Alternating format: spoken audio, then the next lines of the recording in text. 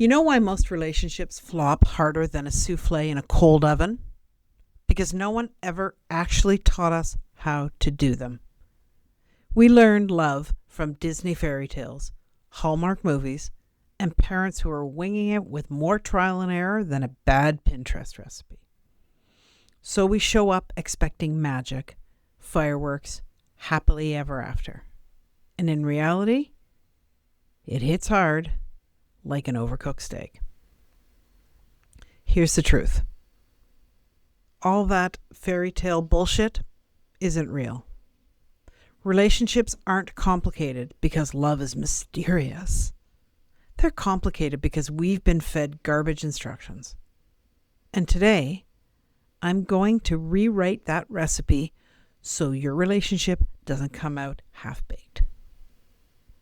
By the end of this video, you'll understand relationships better than most people who've been married for decades.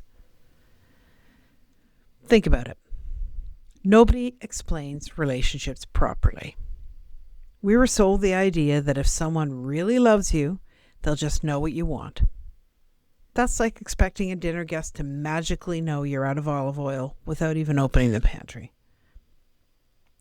I used to believe the soap operas and Disney movies were right, that love would magically work. No.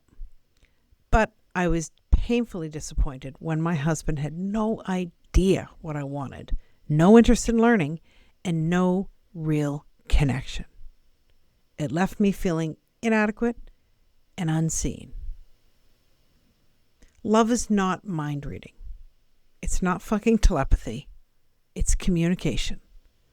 Like writing a grocery list together and actually checking it twice, like motherfucking Santa. They should just know is a belief that ruins more relationships than cheating does. Because unspoken needs rot like leftovers, shoved in the back of the fridge. It just doesn't work. We are not mind readers. Remember fighting with your sibling over the last cookie?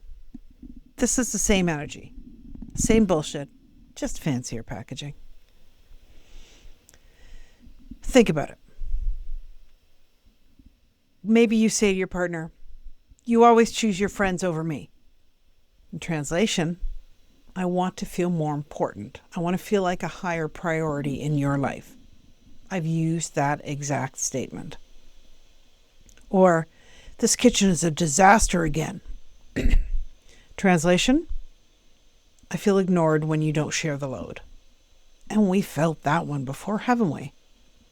Most adult fights are just two grown-ups throwing tantrums because their needs aren't named. Name those fucking needs. Because the difference is, we're now supposed to use words instead of screaming until someone hands us the cookie. Bullshit. We need to learn better to cope as adults, to interact in an adult relationship. So here's where it gets practical.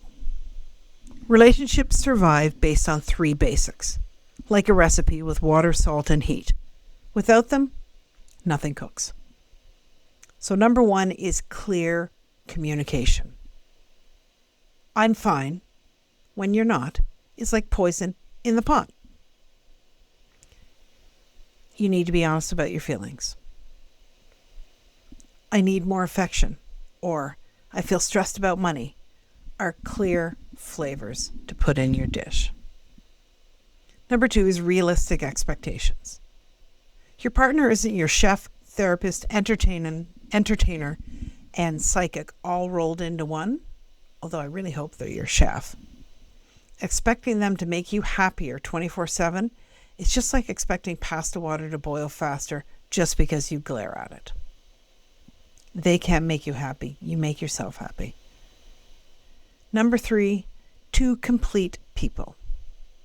You don't need someone to complete you. You're not half a lasagna. You need the whole damn dish on your own. Otherwise, you end up with codependency instead of connection. I'm not saying that you don't need your partner to make you happy. I'm saying that you don't need your partner to be responsible for your happiness. They may be a key ingredient in your happiness, but your happiness needs to come from within you. Here's the myth that keeps people miserable. They're looking for the one. There isn't one perfect person. There are thousands of people you could build something great with if you put in the effort. When you buy into the one, you either stay stuck in a toxic kitchen because you think they're your destiny, or you throw away a perfectly good dish because it doesn't taste like fireworks every night. A beautiful relationship grows, and it can grow in the most unexpected places. But you need to take responsibility for that growth and nurturing. You both do. Because here's the truth. Great relationships aren't found. They're built. Like a slow simmer stew you add to every day. Every person comes with problems. This is true. Some people forget anniversaries. Others slam cabinets when they're angry. We are all different. None of us are perfect. But the real question isn't, are they perfect? It's, are their problems the kind I can cook with?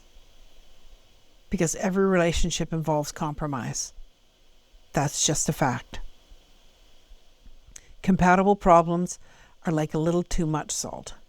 You can balance it out. But incompatible problems, if you've got huge issues, they're like food poisoning. They'll make you sick no matter what garnish you throw on top. Here's what nobody wants to admit. Healthy love is kind of boring. It's not fireworks and champagne every day. Sometimes it's plain old white bread, but toasted with a little cinnamon sugar to make it amazing. It's not screaming matches followed by wild makeup sex. It's not jealousy mistaken for passion.